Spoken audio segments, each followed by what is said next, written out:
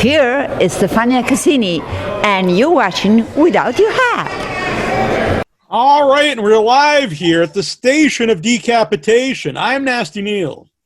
I'm Treacherous Trista. And we're joined by the good people here of the Dark Offerings. We have Marcus Sabline, the director. Hey, how's it going? Co-writer and producer. He's made many titles. Elizabeth, thanks for having me. Yes, thank you for doing this. Elizabeth Piper S., who's co-writer, producer, and she's also the lead, Sophia Hapgood. Thank you for having me. Clifton Dunn, who plays Jeff Greenwood. Hello. Hello. Paul Sheehan, who plays Connor McCloud. How are we doing, folks? Clan McCloud. Thanks for having me. Yes. Lydia Kalmen, actress who plays Emily Smith. Hey, thanks for having me. Thank you for doing this. Terry Alexander, Dr. Mantis Toboggan. This is a very good. Hey. Hello. Good to be here. It's good to have you here. Benjamin Frankenberg, who plays James Hapgood. Hey, everybody. Good to see you. And Eileen Dietz, Emily's mother, and Demon Voices. A demon? I'm playing a demon? I know. It's really getting out of character there. Can't see that. Is that old hat for you, Eileen? Or? Well, it's never old, but it might be hat. Okay, fair enough. I mean, what the hell expression is that? Old hat? Is I don't know. I didn't make it up. A fedora or something like that? No, it's I do it a lot, but I love it. I mean, it's no problem, really. You know, yeah. It's what I do, and I mean, I do these greetings that for happy birthdays and stuff like that, and it's always a demon voice, to do that. They don't want me; they just want Zuzu. Well, we want you here, Trista and I. We're happy to have you. Hey, I'm playing a Queen of the Clowns for Clown Motel 2. Oh, really? Well, that's interesting. Yeah. She's bitchy and haughty. I never played a part like that before, so I'm really excited. That's Todd Sheets. Oh, sorry. Todd Sheets is Clownado. Oh, God. Joseph Kelly. Oh, Clown. okay. McCloud, too. Mm-hmm. Todd Sheets also a good guy, though. I know him. So. Oh, Todd's great. He's great. So first of all, the Dark Offerings. Can you give people an idea of what this movie is about who aren't aware yet? Definitely. It is the first feature-length horror film that was shot completely in quarantine and adhering to all social distance guidelines. And the basic plot is Sophia Hapgood is thrust into a horrifying world after her brother James brings her into a fatal situation. He passes a demon to her that she must spread to others within 6 days or else they both die. Sophia must make a choice to either save her brother or find a way to end the curse. And that's the basic plot line of the Dark Offerings. Mm-hmm. So how did everyone here get involved in the film? I know you know some of the people beforehand and worked with them before. Yeah, yes. I mean, most of the people we've worked with before, but but then there's also people here that we've been dying to work with. I'd worked with Liz and I both have worked with Terry on our award-winning film called The Last Call. We'd worked with Lydia on a web series called Janus and the Golden Fleece. Paul's been in almost everything that we've done, and we've been dying to work, with Ben and with Clifton and Eileen and everybody else, and Yeah. Well, he said, Paul, you said you've been in almost everything he's done. So what is it like working with Marcus? I assume you must enjoy it. Or you're... No, I'm a glutton for punishment, if truth be told. I've known Marcus for about 8 years now. I've been here as long in the US. And we just, we found an affinity for all things horror, all things cinema, really. And Marcus, Liz, and myself just really, really clicked. And, they found a guinea pig that they could, continually kill and have him throw himself over tables and various other objects and whatnot. So, that for me just signaled fun from the get-go. So that was it. They had me right there. So it's always a good skill set to have.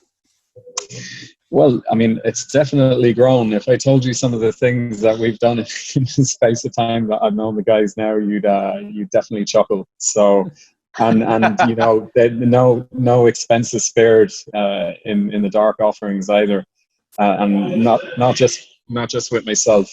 There's a lot of really cool set pieces that people will be treated to when they see this movie. I'm very excited to see how people react, and it's wonderful to see the level of creativity with Marcus and Liz continue to rise with each subsequent project. So it's an honor to get to work with them, and also to be in a billing with some of these legends that are sitting in this chat with us right now. You know, it's always been a thing. I want to work with people who are better than me, that bring out the best in me, and you know, just have fun at the end of the day. So that's where I'm at. It's a good place to be. Along what he just said there, Terry, what's like to work with new upcoming directors and actors? Oh, Marcus is very, very talented. Liz, they both are just wonderfully talented, and their expression is easy and clear. So to work with that kind of energy is awesome. There's not a professor type or tell you what to do type. It's a kind of freedom they elicit and give you when you're working. It really is quite beautiful and quite easy. Marcus writes on a lot of different levels. He gives you levels in the writing, so you can play more than just one thing. There's a lot of inward stuff, a lot of subtext going on in the work. So, man, I love that stuff. You can't beat it. Sorry. Don't be sorry. It's good. Yeah. Eileen, had you worked with Marcus before? There you go. No. Sorry. But I'm going to again, right? Oh yeah. You have to now. It's on video. No, I was just going to say, just as an actress or actor, working with a good script makes your life so much easier. And auditions, too. When you get all these self-tape auditions now, you can't even talk to anybody. But working with a good script, it just makes it so much easier. And it just kind of, right? It kind of flows and happens, and there's not a lot of work you have to do because it's all there on the page. And I don't know, my acting teacher always said the writer was the most important thing. The script is the most important thing. And then you go, I mean, even God said, first always the word. But I mean, I really feel that way when it's like you were saying, Paul, when it's a good script, it makes your life so much easier. And what he wrote for My Demon was great. There were, like you said, there were all kinds of levels. It just wasn't, hello, I'm here. You know what I mean? This demon had all kinds of levels of fear and laughter and hysteria, you know, and stuff like that. And so that's what I'm saying, Marcus. You wrote, and Elizabeth, you wrote a very good script. And the minute that you read it, and I mean, that's why I said yes. I read the script and I went, oh, I got to be part of this. Mm-hmm. It's very demonic red sunglasses on Marcus. What's that? Very demonic red sunglasses on Marcus. I just love red. I mean, poster. I mean, red's one of my favorite colors, and yeah. Gee, I wonder why. I have no idea. I can't think of anything that would be red that I would love. I just, No, along like working with finally being able to work with Marcus and Liz, we actually, and same with Paul. Paul and I auditioned for the same part in a feature film with Marcus. Like, God, how long ago was that now? 5 or 6 years ago? 7 years, maybe 6 or 7. No wonder my hips hurt. Interesting.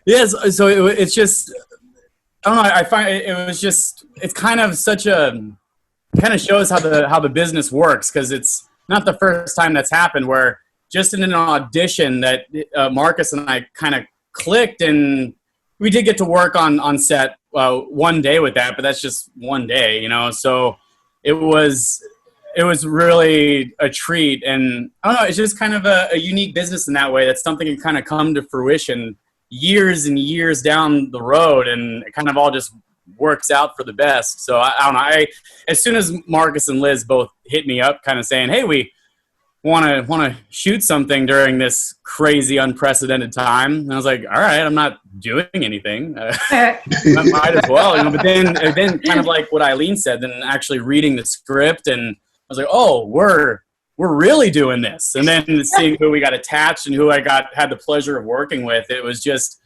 I don't know, there's a very unique team element to everybody on this set that I don't find on a lot of sets. And that also makes the work 10,000 times easier when there's that trust involved, especially with dealing with such heavy material. Trusting each other is, I don't know, it was very nice and comforting knowing that I could go to a place within myself that I had that everybody had my back and I had their back, backs, pardon me. It was unique to this set, and I hope it's the first of very many projects that we all get to shoot together. Mm-hmm. So. Yeah, I was telling Marcus that particularly with this kind of work that we're doing, you have to feel safe, because you have to feel absolutely safe and know that someone's watching you and saying, oh, no, that's too much. Take it down a little bit, or, that's exactly the right direction you're going. Give us a little more.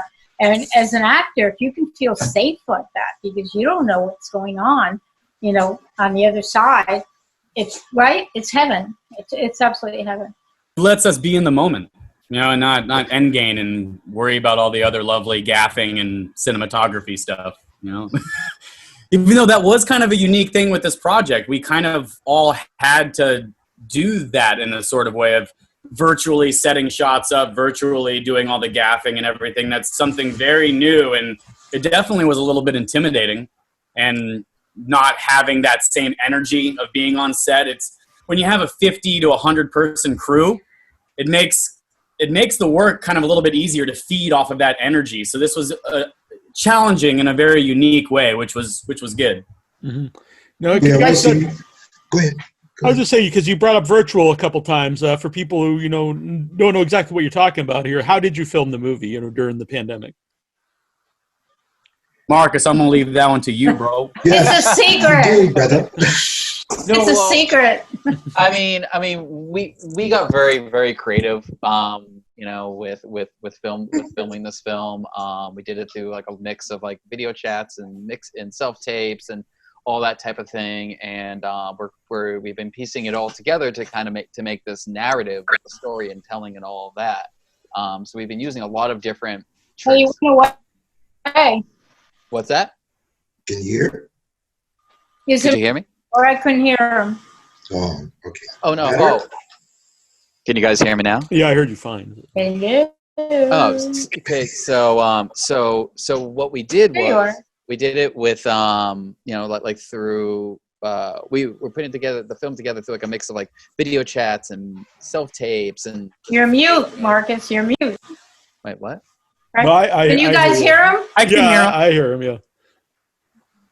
Can you hear us, Eileen? Yeah, I don't think maybe Eileen can't hear any of us. Can you hear us, Eileen? I can hear everybody else. Marcus, say something. You can't hear me? Now I can. Right. Oh, well, if I talk like this, then I just. There you go. Yeah, I sound like a radio announcer. No, but you went totally mute on me. And where's your headset that you had on last time? Oh, I got that. Oh, yeah, this huge headset on. Oh, okay. Yeah, I decided against that one this time. I think they were bigger than yours, weren't they? Yeah. You're going to give me a complex. I'm going to get some earbuds or something. You look great. Oh, well, thank you. I appreciate And I just wanted to say, when you're doing this kind of thing, too, you have to do your own makeup. It gives women, I know with me, it gives me an excuse to take a shower and wash my hair Right. and put makeup on. I haven't done a movie, so it's been months for me. I don't. Like, get out of your pajamas, or your sweats. And everybody's putting on weight because sweats are so big and elastic and stuff. But no, on things like this, you have to do your own makeup and you have to get used to it. And, right. Also, in a time like what we're all going through, the whole world. This was such a saving grace to be able to focus on what we all love to do. I mean, that was we're a select few of people in the entire industry that were actually able to work during this time. I mean, I'm the only one of all my friends here, but also my other friends in the industry. Everything shut down for obvious reasons. So I mean, we're incredibly lucky and kind of blessed to be able to do what we love during this time, because I was losing my freaking mind. I was losing it. So this kind of straightened me back out and kind of made me happy again, you know? That means the absolute world to us. A friend of mine said, I'm going crazy. And I wanted to say, and now you're different than you were before? I mean, we were all crazy before, and now we have an excuse. All right. Right? Exactly. Well, yeah. I agree. Elizabeth and Marcus, then, did you know when you were writing the script that this is how it was going to be filmed? Or was it something you were writing before all this happened? Well, the whole process was very interesting. We both knew that we wanted to shoot something.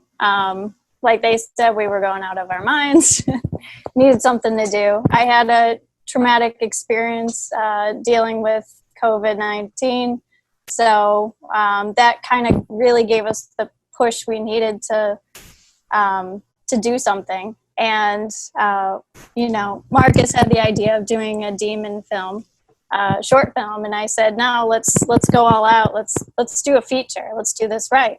So we sat down. We started like bullet pointing everything that happened, and it just it flew out of us. And then put it all on paper. Within 2 weeks, we had a script. And we changed a little things here and there, but it was done. And then we called all of these beautiful people up and said, "Hey, you want to do something?" They're like, "Yes, let's do it." And that's what happened. And it kind of just steamrolled from there. I mean, aside from, we got an amazing cast here. I mean, everyone here, but we also had Michael and Jason Levy from Terrifier and Abnormal Attraction, who are absolutely amazing. We Tina. had Lisa Rose. We had someone else who we had worked with, Tina Nikolova, I believe is how you say her last name, who's also in Janice and played one of the Grey Sisters with Lydia. We had Tamara Glynn. We got to work with like a beautiful ensemble of people, and it kind of, originally we didn't really expect to get all these people, and it just kind of ended up happening, and we've just been, it became above our expectations and beyond. It was perfect. Mm-hmm. It's the law of attraction. Yeah. No, it really is. Somebody puts out something good, and it's the law of attraction. We all want to be part of it. Neal, I got to tell you, really, this script is great. I read a lot of horror scripts, and this, you guys hold your ears, but it's a wonderful script, and it's written so perfectly for the social distancing and everything that's going on. It's such an incredible idea, and it couldn't be better. She's got to pass this demon on to 6 other people. So why not? How do you do that? You talk to them online. I'm feeling worried right now, but you should be. You should be. James Lamont here in the chat, he says, how were makeup effects handled with social distancing? Very intricately. Basically, I went to each person and said, we looked at what was in our script, and we said, okay, this person's going to need this. This person's going to need this. Let's ask them what they have in their house first. So we went from there and said, do you have these easy to get things? They said yes. If they didn't, we asked them if it was okay to ship them something. If it was, we shipped it to them. And what kind of things? Mainly blood. Because she's got amazing blood. I've heard. Yes. Yeah, I've heard this. Yes. And it tastes great. Oh, really? Yeah. Tastes great and less edible. filling, You can. It comes out of everything: carpet, cement floor. Literally. In fact, the behind-the-scenes photo that we have released, which is it's not a shot from the film, but it was on the last day of shooting. There was so much blood that soaked into our carpet And I mean, like, it was like a half gallon of blood. It was just soaked into this carpet.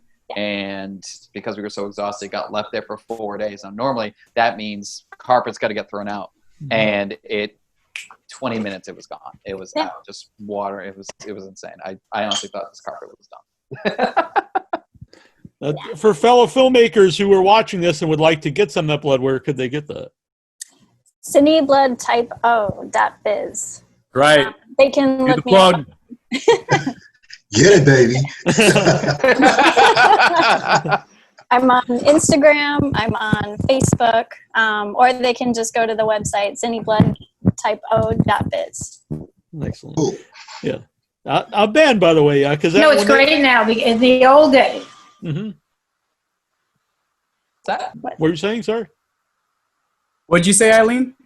No, I was going to say in the old days, blood would not come out, and you had to be really, really careful. And then, right, Elizabeth? And then they had two kinds of blood: the kind that could come out and the kind that wouldn't come out. And you could make your own blood out of dish detergent and vegetable coloring, which was great. Gave you the right texture, gave you the right feeling, but it doesn't come out. And there was a real diva that was around on the set. I mean, she was a real diva. And they put the wrong blood on her face, and it went all over her hair, and she had to cut it. Well, that's one other thing I'll say about it. And I won't say if it was me or if it was another cast member, because I'm not going to spoil Jack Diddley Squat. But somebody or myself might have gotten a lot of this blood in their eye, and it was totally fine. It was totally fine. Little dabbage, and it was all good. Like I've worked with a lot of blood, and it is definitely thank you. I always have I always expect the worst with anything on set, and then I get pleasantly surprised. So yeah, it was awesome. Mm-hmm. I guess I'd like to. Thank you. I mean, but the blood they make now, right? I mean, I think it all washes out, right? No. No. This one. You're the expert, Liz. Seriously, like, you know all that stuff. Just the blood queen. No, I think there's some bloods out there that wash off, but mine is edible. It comes out of everything. Well, that helps because you get a lot of blood in your mouth. It does. It'll save productions lots and lots of money, which they're always happy about. Well, I've been shot a couple times, and if it's cold outside, that blood is really cold. Oh, man. It's coming through a tube, or it comes whichever way they decide to do it, right? And I was shooting a film up in Idaho, but it was cold. Not only dying, but cold. See, that's what actors have. Actors go through a lot of painful and funny stuff to do what we do. They do. Benjamin, they said that they always wanted to work with you. They've been wanting to work with you for a while. So how did you know them beforehand, and what interested you in this project? Marcus and I have some mutual friends. Another director that I worked with on a feature a few years back introduced us, and I'm a horror movie buff, so Marcus and I naturally got along real well. I don't know why he wants to work with me. I was like, ugh. You have nice hair. Oh, thank you. He has it's the amazing only hair. feature that people will hire me for, so. Hopefully. No. But, yeah, Marcus and Liz are great. I love them both. And if you can work with people that you enjoy the company of in, like, the day-to-day, like, that's the dream, right? Yep. Yeah, that's definitely. Lydia, what interested you in the project, and what was it like? Unfortunately, I'm sorry, Eileen. No, I was going to say there's a lot of directors in the indie market that if you're making an independent film and going through all that work and stuff like that, in my opinion, you better like what you're doing. And most people who are making indie films, making indie horror anyway, really love what they're doing. And it's a pleasure to be around them because they're, the guys, the producers, writers, all those people, they're sacrificing a lot to make these movies. And when they're passionate and they make a fun set, it's the best. It's the best. And I think it's indie horror that is the best. Mm-hmm. Of course, I don't know about you guys, but No, I agree with that completely. Yeah. Yeah. That's how I met Trista, was through an independent film. So, and Trista, did you have a question? I do, but were you going to ask Lydia something? Yeah, I was asking Lydia because I want to get her involved here. Lydia, what interested you in the project, and what was it like to film a movie like this? Well, as Marcus mentioned, I worked with him, Elizabeth, and Tina as well, who's also part of this cast. We shot a pilot, which coming up soon. Stay tuned. That's another thing on the horizon. Janice and the Golden Fleece. I had an absolute blast over 2 days. It felt like, even though I just met Marcus and Elizabeth, it felt like I was just hanging out with like best friends. And we're all just like having fun doing this thing because this is what we love to do. And so when Marcus reached out, he said they have this script, they have this part that they love me for. Would I be interested? And like Clifton was saying, it's like, well, I don't have anything else going on. So yes, do I want to do something that my life's passion, performing? Yes, of course. Very interesting for me because I, at that time, and I'm back up now because 4th of July is coming up, a little family barbecue upstate. But I was blessed enough to be able to quarantine in upstate New York at my mom's. And she's my best friend in the world. So, I mean, to be able to spend all that time with your best friend, can't ask for anything better. But it was interesting filming here at my mom's because with some of the more dramatic scenes, my poor mom, I think I gave her like a heart attack. She thought I was going to, things were going to be broken and destroyed in my room. And half the house is going to be falling down. And she's not used to film stuff being filmed. Right.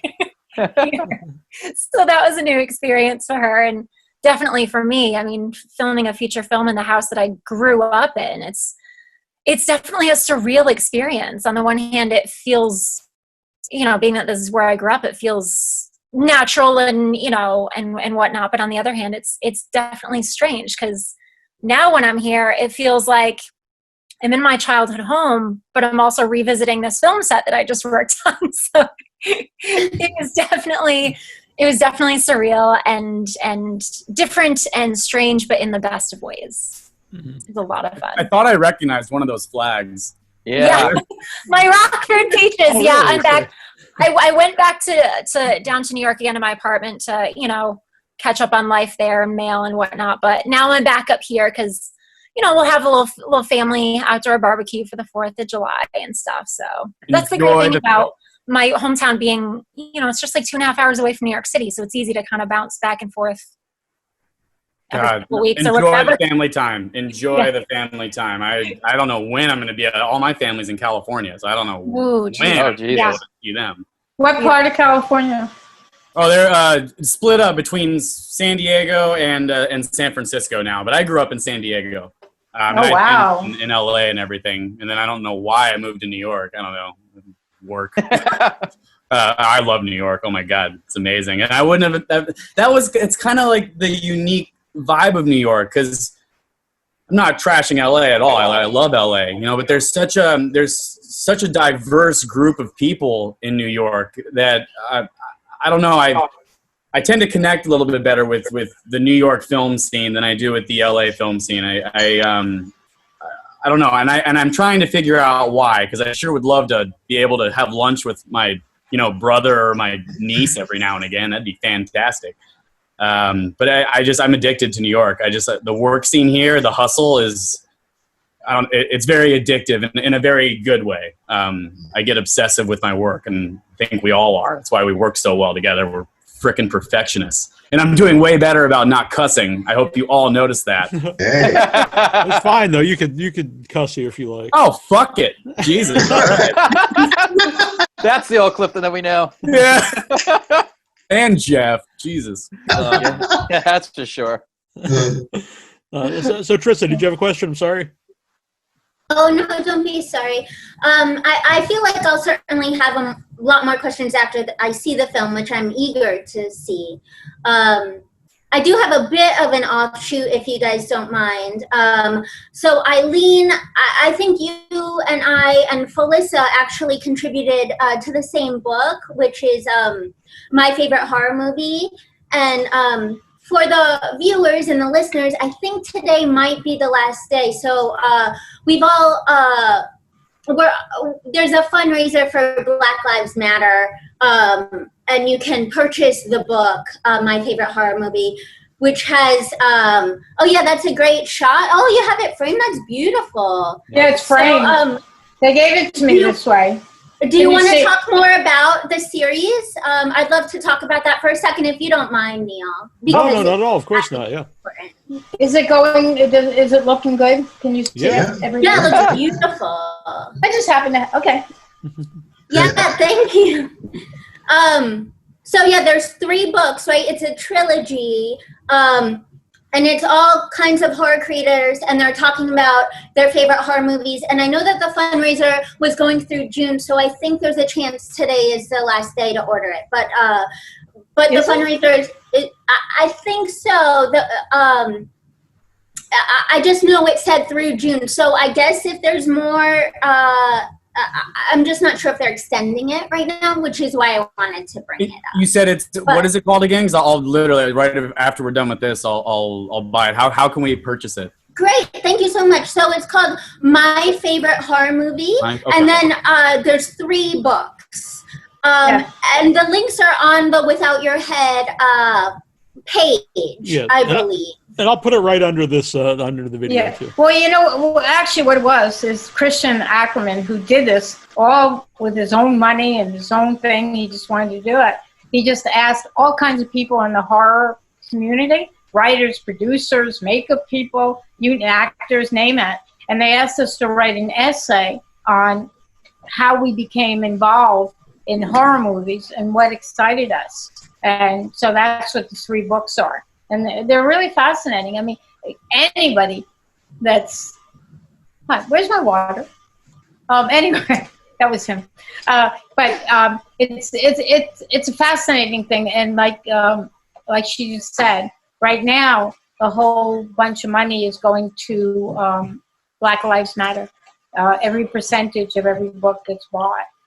And I guess you can go online, if nothing else, look up Christian Ackerman, Ackerman, and on his website, I'm sure you can find it. I wonder if it says anything. Yeah, I'll put the link right with the video so people can click on it. Thank you.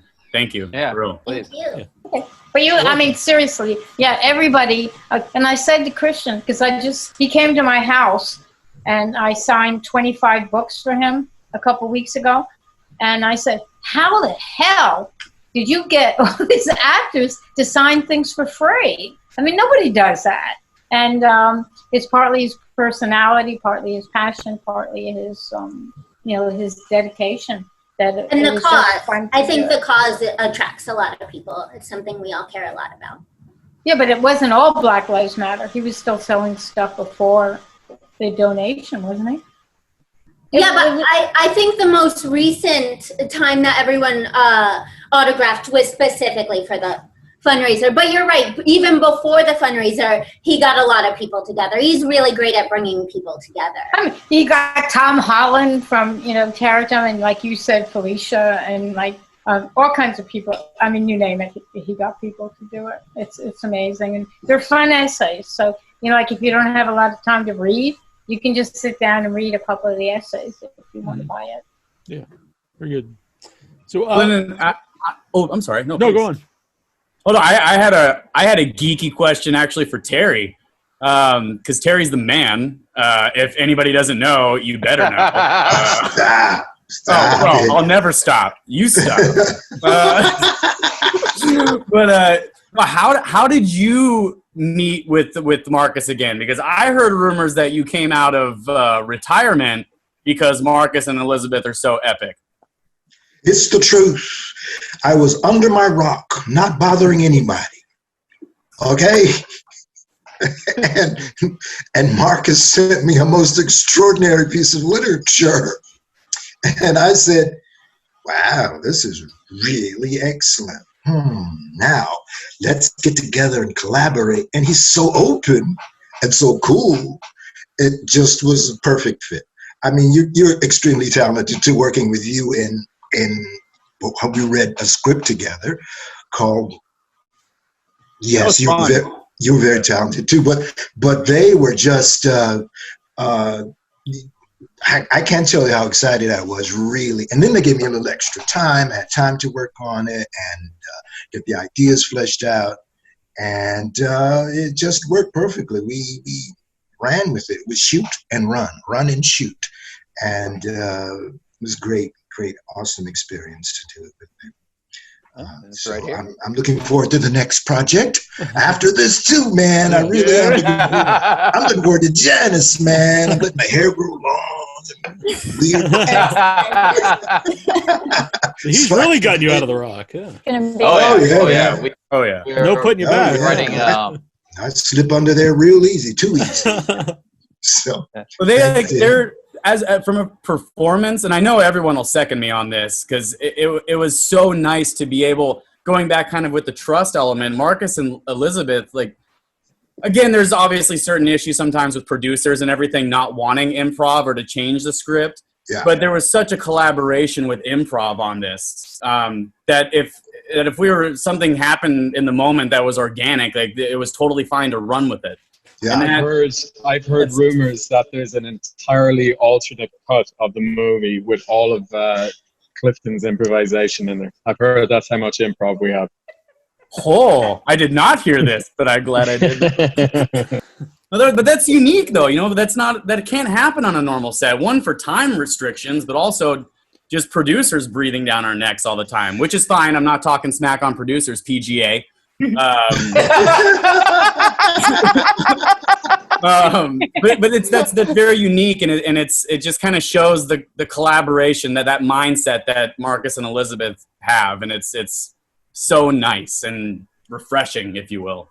Yeah, I'll definitely second that, because I understand, especially with big budget things, producers. I understand that with time constraints and they have a specific vision or whatever, like this is where it has to be. But it is refreshing to have that opportunity every once in a while to just go wherever the creative juices, kind of lead you and whatever you're, just really feeling, and be able to take off on that creative flow.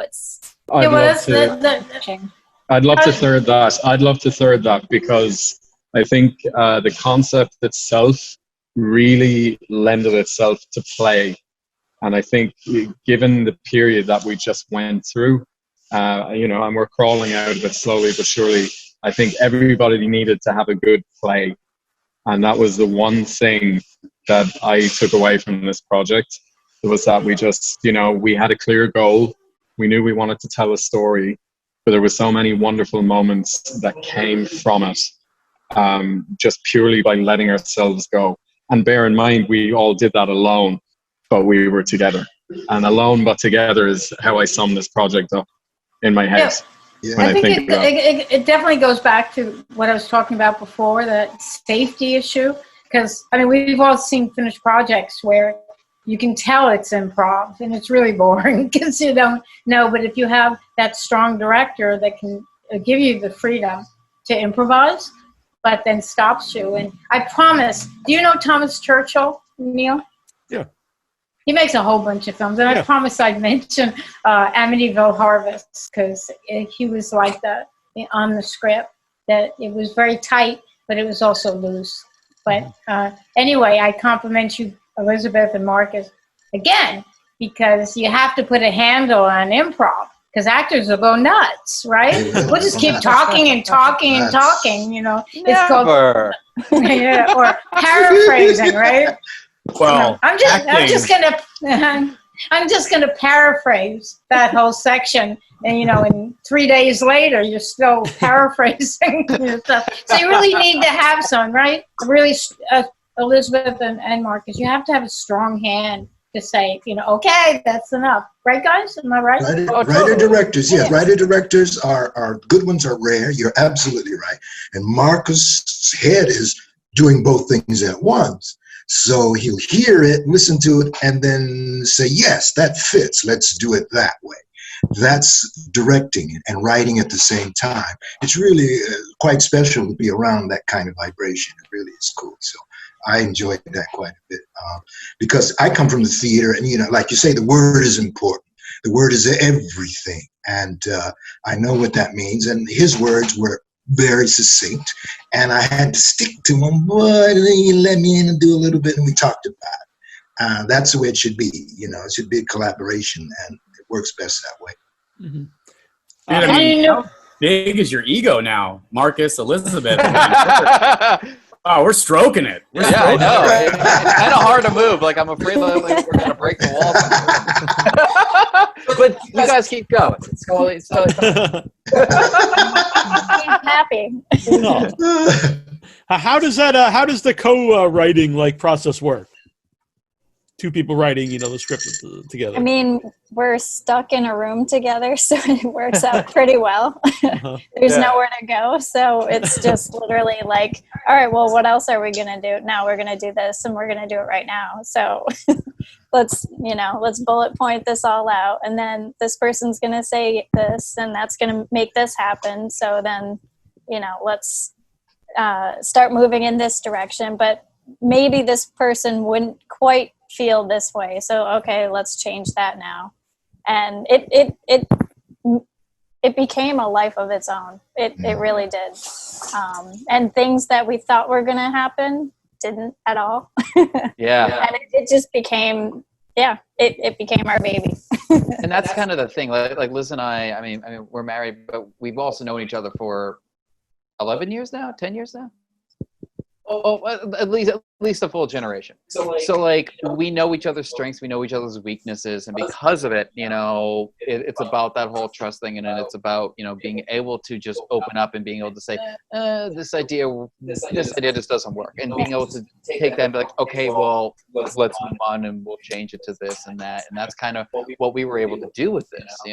Was like we would come up with a scene, and then one of us would write the scene, and then hand over the script. Then the other person would go through that scene, and mess with the scene, and then we both would sit down together and go through that and kind of do the best of both worlds, and kind of polish it out. And then that's kind of how this whole script kind of came and just flowed out of us, But it's also about knowing the people too. Like we kind of, we knew people, we knew kind of like different things that we felt that they could definitely be able to play, but also allowed us to also allow them to be able to just improv. And because I, as a director, I prefer to have people become the characters and let them kind of explore those characters. There's nothing worse than having to be like, well, this is who you're playing and you have no say on who you're playing. You just have to play them this way.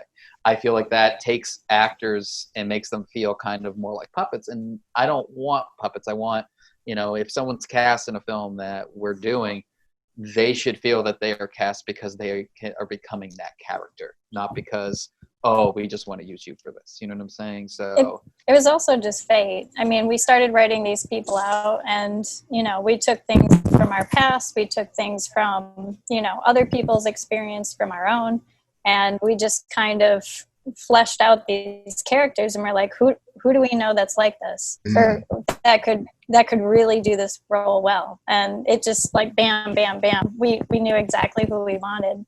And then once we had that idea, we're like, okay, yeah, they can do this. Let's go further, Did you write And I was just going to say, did you get a lot of, hey, you can't kill me off this early. I want to stay and play. No, Come on. Everybody was on everything. Yeah. We were actually shocked. Yeah, and people that do die, we won't say who, we won't say how many, but people were down to die, and that's kind of something that we find with horror films, is that people that love to be in horror films, they also love to die in horror films, because somebody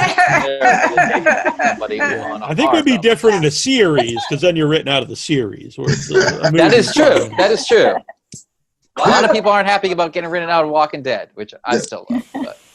You got flashbacks, though. You can always do the flashback. That is true. It's not the be-all, end-all, but yeah, it sucks. You're absolutely right. Evil twin can come back. You never know. Yeah, right. Exactly. I want to be in the. So I want to be in the sequel. I want to be in the sequel. Wait a minute! You can't kill me off. No. We don't kill you off. What are you talking about? Yeah. Are you alive? Are you dead? I know you're a demon voice. Demon. I don't know if you can literally kill demons. That I can what? Yes, you can. We said you're a demon. You're also the voice of demons in the movie, and I'm not sure you can just kill off demons. So No, I you would can't think kill you a could. demon. They always come back. They always find a way.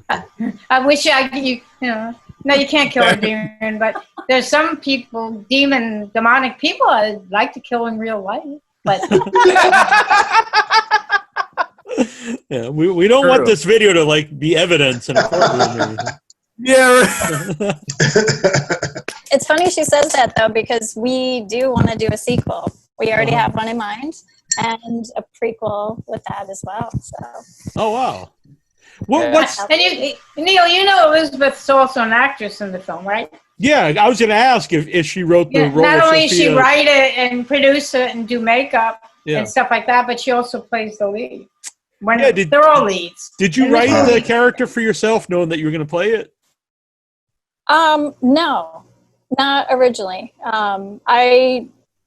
We looked at who we wanted in terms of males, females, or just people in general, and then we started. That was funny.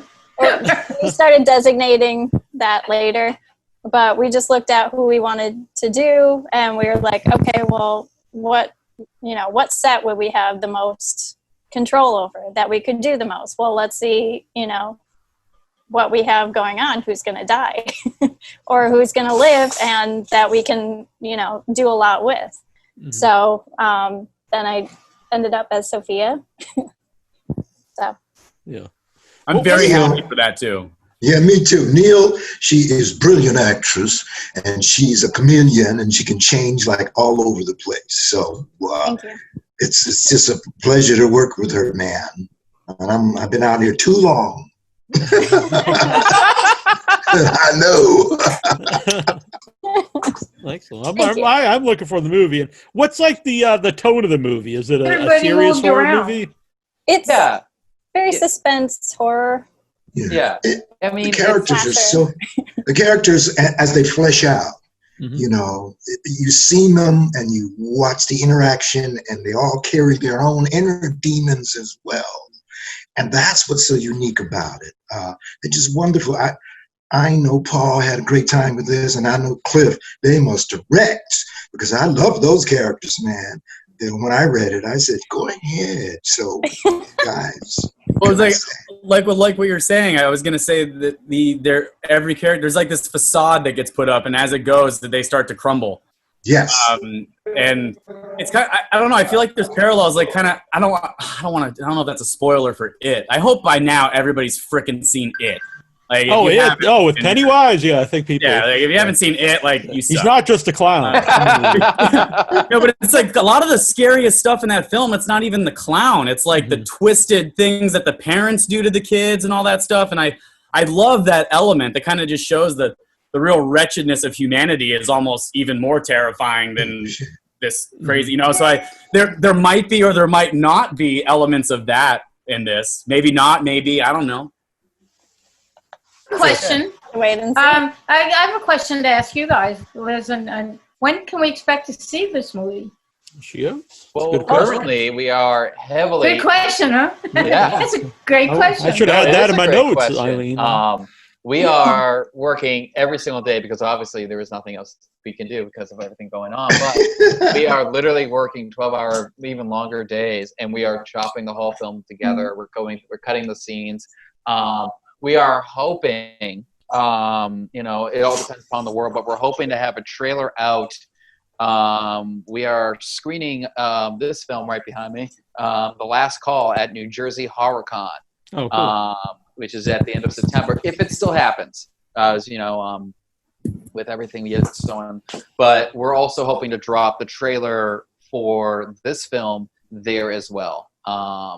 So we want to be able to have the trailer ready within a couple months. We're hoping to have a full cut of the film basically ready to go within a month. We're we don't want to stop. Like we're not, like we are literally every single day we're working and cutting. So we're hoping in a month? In a month to have a cut of this, yeah. We've already wait. Crazy. Yeah, dude, you don't sleep, my brother. Oh my God. We have things to do. Yeah, man, we gotta get this movie out there. Like, you got my footage that I sent you, right? Like, yeah. Okay. Don't worry. It came like a day late, so we're yeah. You cast your bird. You recast the bird, right? Yes, it's the parakeet cut. We have a little parakeet, so the parakeet's gonna now play Jeff Greenwood. I support that decision. Yeah. And he talks too. So. Wait, I'm a little confused. The trailer's not going to be done till the end of September, but the film is going to be done in a month? Well, no. Well, the thing is that we're also talking to the distribution companies right now to get the film picked up and distributed. So we're hoping to have like a cut of the film done in a month, as well as a trailer. But we want to launch the trailer at New Jersey HorrorCon. We're hoping.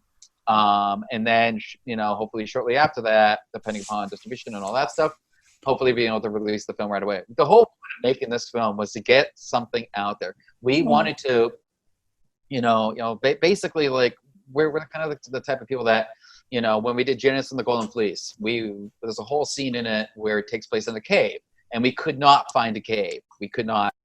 There's no places you could find a cave to shoot in legally and safely. And so we built a full cave in our backyard. When COVID happened and they're like, you guys can't shoot anything, we were just like, fuck it, we're going to make a movie. Like, nothing's going to stop us. We don't care what it is. So we don't want anything to prevent this film from getting out. And that's the kind of passion we like. The original goal was you can come out to LA and you could have come here and shot in the Bronson Caves, but no, that's I did do a scene there in December for a movie. So really, You did what? A scene at those caves for a movie in December that I filmed in December. Where part of LA are those in? Bronson Caves. Yeah. Where exactly is that? Actually, right near my house. Oh, really? I could have came and visited you. You could have. I don't know how to explain it, but there's a Beechwood. There's Beechwood Canyon, and Beechwood Canyon goes all the way up in the hills past Hollywood Land, actually. And the caves are way above there and around that. Okay, that makes sense. They did the Planet of the Apes. They shot that in the Bronson Caves, and I did the TV show, and I first came out to LA, and we shot Planet of the Apes. I didn't know that. In the cave, and I didn't know where I was. I just got into LA, and they said, "Oh, I don't know where it was at the time, but yeah, they shoot a lot of caves at the Bronson Caves." That unique. So cool. Yeah. Next time, Mark, next time you come out here, I'll show you the caves. Definitely. Yeah. There's something I want to ask Terry. It's not really related to film, but are you surprised by how mainstream zombies have become in the last, like 5 years, 10 years? Yeah, I am surprised because, they're running the 50-yard dash in 6 seconds, man. That's surprising to me. Something dead can't move like that. So that's a whole nother kind of zombie. So I'm let it happen. Greg Nicotero took up the banner from George because he was in the movie Day of the Dead, and he was a student of Tom Savini, and they have run with it. It's incredible, really, but we know what zombies are about. Zombies are about, keeping the ugly part of us in the grave, but it keeps springing back up to eat us, so that's going to be a theme for a while in many different ways. So, I'm shocked. Yeah. That was the best answer ever. I agree. So, what is it about? What is it about demons that interests you? But go on, Eileen. I'm sorry. No. Was going to say it's a great time for zombies now because with this whole epidemic, they can't even bury people. Especially in New York and all you people out there that don't believe in this epidemic, watch it. There are bodies that they have not enough room in the crematoriums. They have no room to bury people. I know that here in New York, there's the island off of the Bronx that normally I believe, I'm not 100% on this, but I think the normal time for an unclaimed body before they take it to this place is 2 months or a month. But there were so many here that they had to change that to 2 weeks.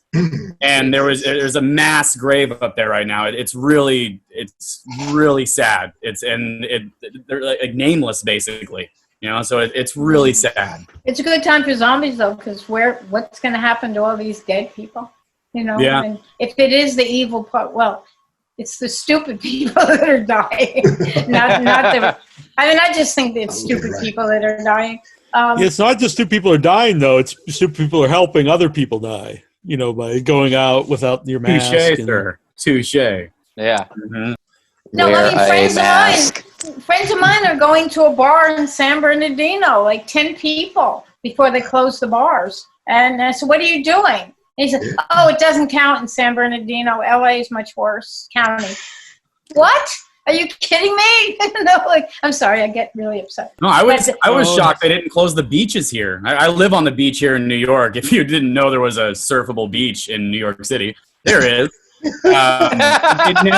They never closed it down here. So all my friends back home were bitching to me that they couldn't surf. I'm like, well, we can here, but it's kind of sketchy. Which beach is it? Rockaway Beach. There's all of Long Island as well. And then it kind of similar to Italy, there was the mass exodus of people leaving Manhattan and going out east to Montauk and stuff. And then there were flare-ups in Montauk because of that. And it was similar to everybody in the northern part of Italy going down to the southern part of Italy. It was very similar. It's scary, but got to keep living our lives and doing what we love, because otherwise what's the point of living? So. Yeah. Well, see, I'm the opposite of you. I grew up in New York City. And okay. I started my career in New York City. We shot The Exorcist in New York City, and then I came out to LA. So I know Long Island and New York City very, very well. But I miss it.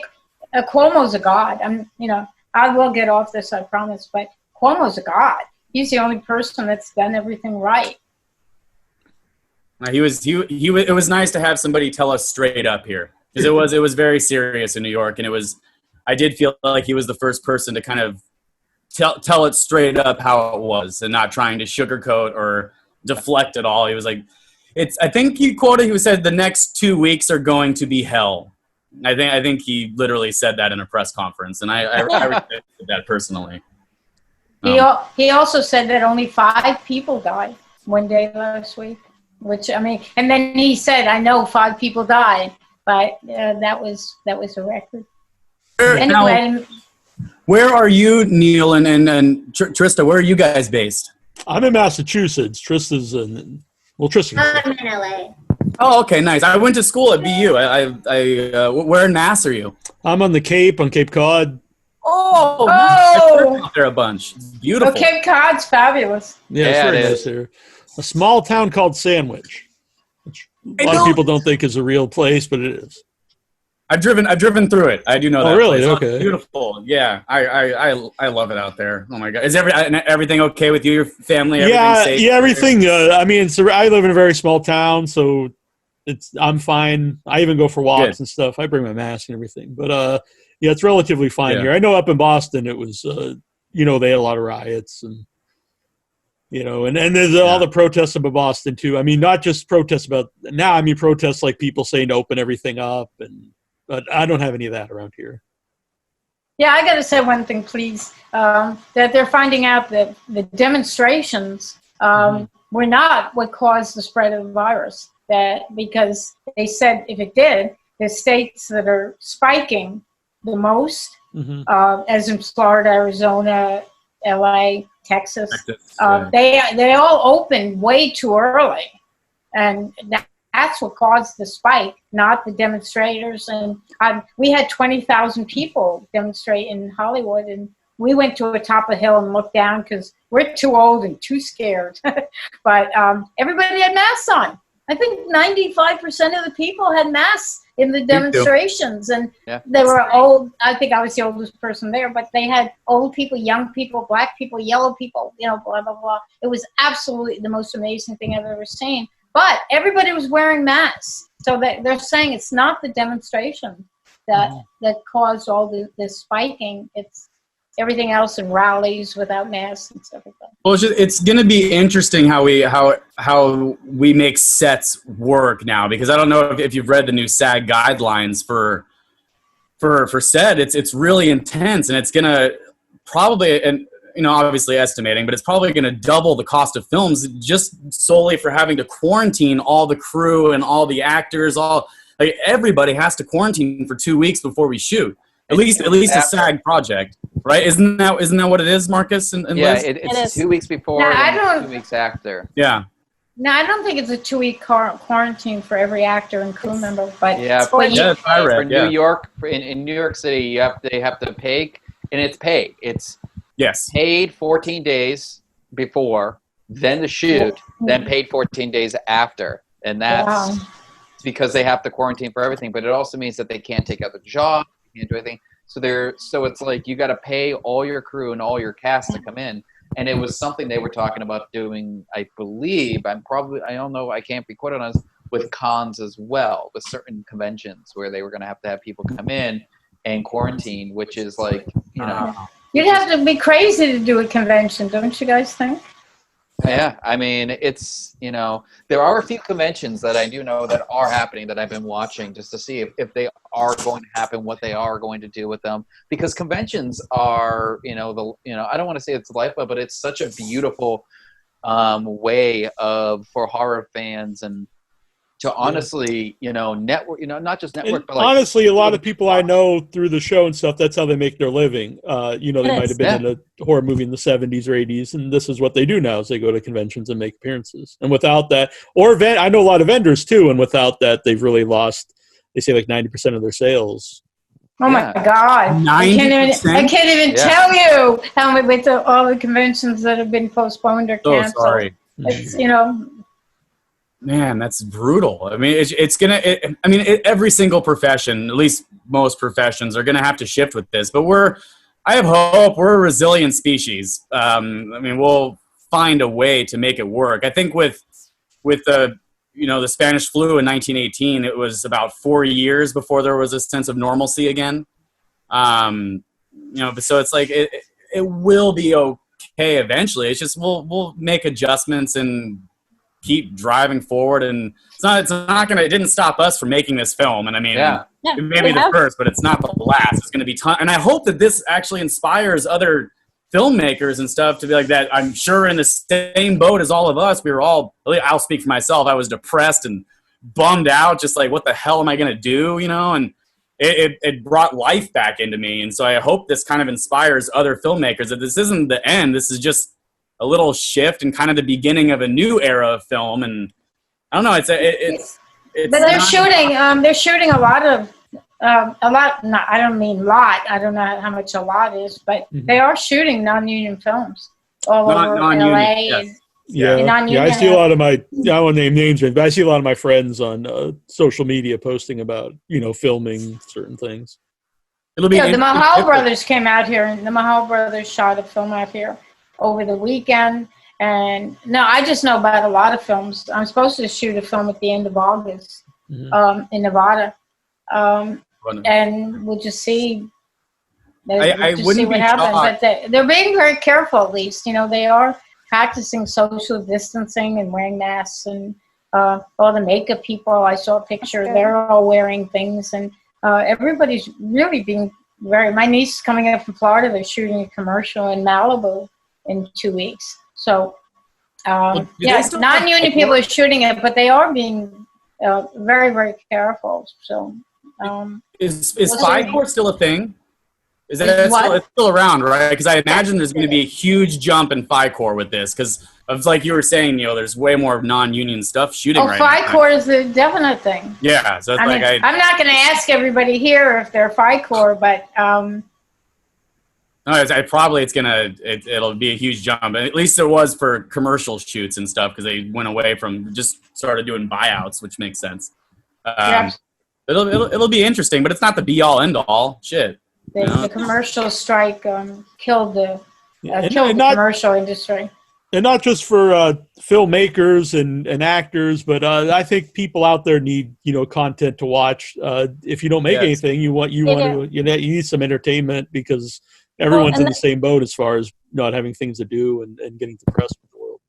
Absolutely, and that's why we made this. We wanted to get something out there so people could watch. Things are going to be drying up soon with media, film, music.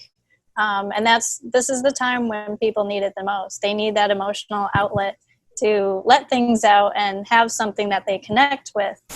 That's the most important thing that you need in any type of pandemic or chaotic time. It's everything. Hey, it's too bad we don't all have money in Netflix. No, that would be nice. They're making a fortune, but I think it's a good time to find distribution on films. Yeah. Because they're so hungry for material. Yeah, there's so many platforms. There are so many streaming platforms now, and they all need content. Well, and that's kind of the other thing too, is that I feel like I've been saying this since the beginning, that there is going to be like a new, I don't want to say renaissance, but there's going to be a new wave of like creative, visceral, and I don't want to say grindhouse. I don't think that's the right word, but like new age filmmaking, because people are going to have to find ways around making a film the way you used to. Like, you're not going to be able to do like Avengers with having a cast and crew, with 150 extras and stuff like that. You've got to find new creative ways to do it, and I think that like it's going to be dangerous, and but I also think I think we're going to find new stories to tell. And that was one of the things we wanted to make sure we didn't write about, was we didn't want this to be about COVID. No. We didn't want this to have anything to do with the current situations, because in all honesty, every single day we are reminded about COVID-19, about the situation. And I think people need to get away from that. They need the escapism. They need to get away. And for me, I don't want to speak for anyone else here, but me personally, horror has always been my kind of place where I go to heal, where I go to, get away, to escape. And I know for a lot of people it is as well. Whenever anything horrible has happened in my life, I go to horror films, and they always heal. And I feel like horror is one of the most creative genres out there. And I think there's gonna be so much new creative and amazing films that are going to come out from this genre in this, in the wake of all this, Dark Offerings aside. But I think that there's going to be so many awesome films, and the best thing about horror too is that it has a beginning, a middle, or it should have a beginning, a middle, and an end. And like with the pandemic, nobody can see the end. We got a beginning and a middle, but horror has a beginning, a middle, and an end. And most of the time it ends happy. So that's why I think you're absolutely right. It's fun being scared about something else, and then and having it resolved. Oh, I love the films that don't get resolved, though. I love to have my mind twisted like that. I don't know if masochism, but I love that shit. No, I mean the particular film gets resolved. I don't mean that there's not a sequel or Jason or all those people. Yeah, I just meant that the plot of what you're doing right then gets resolved. Mm-hmm. Yeah. So where could people follow the Dark Offerings to see news about it? Where's it going to come out? So we have an Instagram that is the Dark Offerings 2020. So it's Instagram / the Dark Offerings 2020. We're on Twitter, which is I think the Twitter at the Offerings. We have an official Facebook page as well, which is the Dark Offerings Film. It will be. I'm trying to. Okay, yeah. So we'll have this as the picture, so you can see that. And then if you follow us, all of us on Instagram, we're always posting about it. We're always updating things. We are going to be doing a contest very soon, where we're going to have people do their best scared face, terrified face, which is something that we tend to do. And before we end any of this, we will have to do these photos as well. But all right. We're going to have people send in their best scared, terrified face, and we'll pick weekly winners, and they'll get prizes as well as being able to be put into the Blu-ray and special editions of this film as well.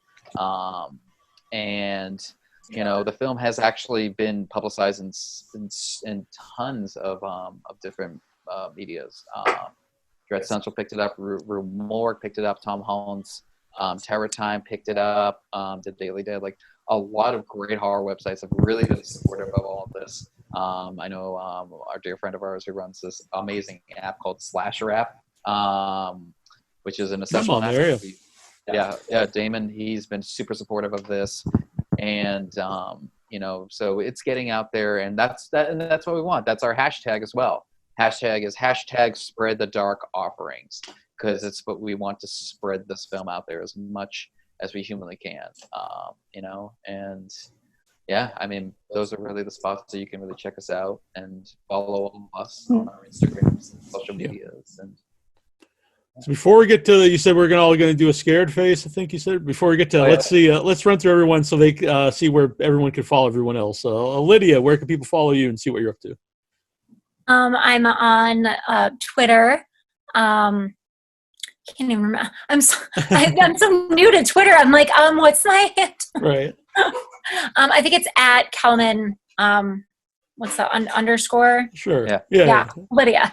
At Kalmen _ Lydia. I'm also on Facebook, just under my name, Lydia Kalmen. I'm a millennial, and yet, like, I'm such a dinosaur to all the social medias. I've been on Facebook forever, but other than that, I'm so new to all these. Twitter and Facebook. All right. Terry, where can people follow you?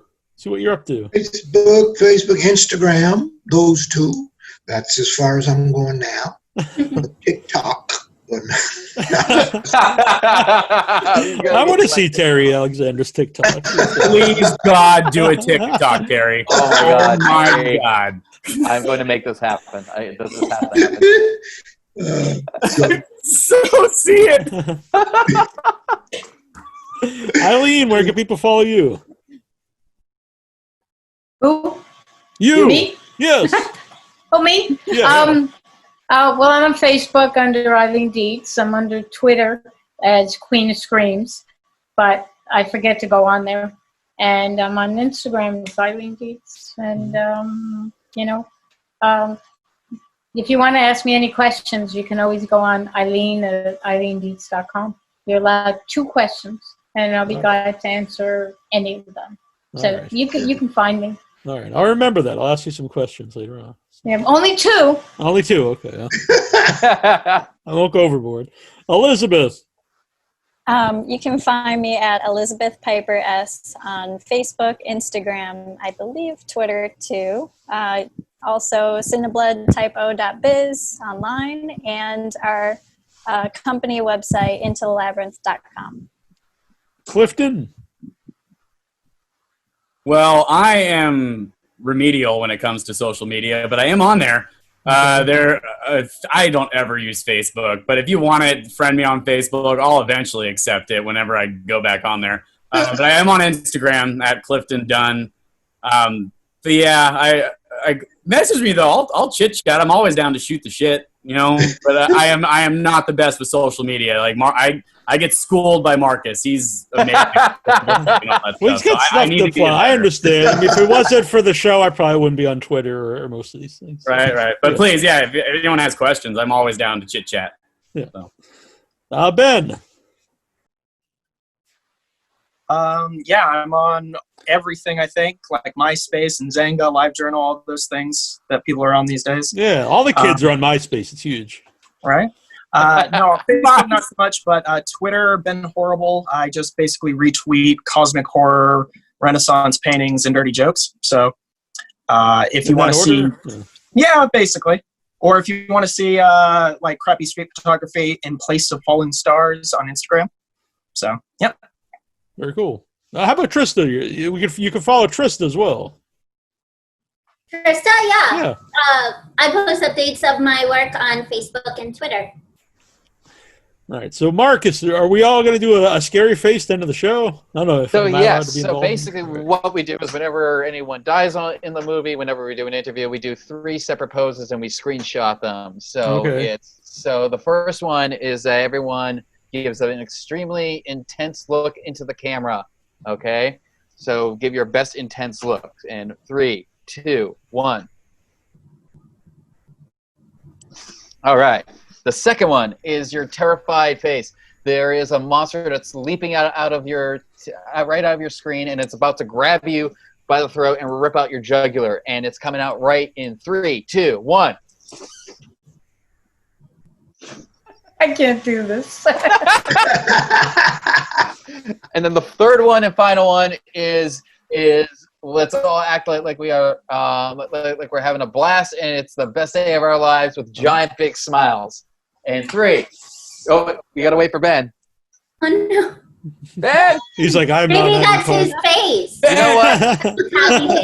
He does seem very ecstatic. Yeah. All right. Well, I did like that you said act like you're having a good time, which is usually what happens if someone's talking. We had a blast. Ben, you coming? All right. All right. So for the rest of us, then we will do an extremely happy face. All right. In 3, 2, 1. Awesome. All right. I love it. I'm going to steal that in the future. Go for it, please. Please spread it around. All right, very good.